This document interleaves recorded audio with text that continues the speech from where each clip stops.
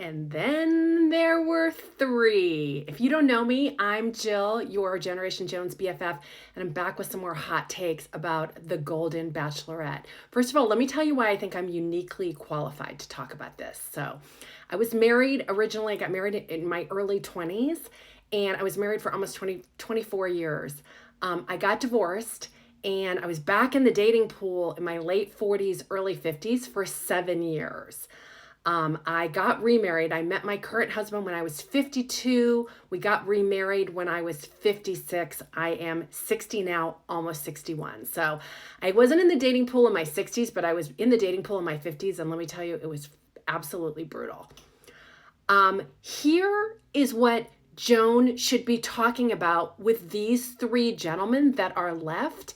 And I don't hear any of these discussions happening. And maybe they're happening off camera, but honestly, those of us that are following the show, these are the discussions we want to hear talked about on camera. Okay, I have a whole list here. Number one, religion. Jordan, who went home last night, was Jewish. I think I might be Jewish too. I'm Jewish. And you know, I mean, I'm in an interfaith marriage, but religion is like one of those things that you need to talk about. Politics. Oh my God, for the love of God, do you vote? How are you voting? What are the values that you hold that inform your vote? How do you feel about the issues of today? Finances. They never talk about finances. And I'm not talking about how much money do you have in your bank account. I'm talking about what's your relationship with money? Are you a saver or a spender? Are you a gambler? What do you think is a big splurge? What would you spend on a vacation? What would you spend on a hotel night? Just your attitudes about money, super important. The other ones, alcohol and drug use. I mean, they're always like hitting the champagne, always hitting the wine bottle, but like, are you an everyday drinker? Are you a weekend drinker? Do you take recreational drugs?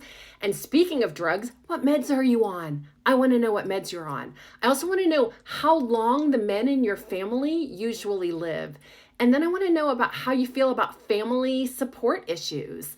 If you have an aging mother, is she coming to live with us? Are your kids going to move back in? There's just so many important topics that should be being discussed that I'm not hearing discussed.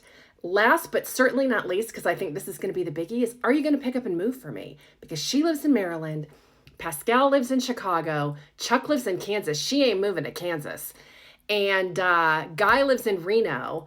And she's not moving. So which of these guys is going to pick up their entire life and relocate for her? I have a bunch more hot takes. I am probably going to have to make a part 3.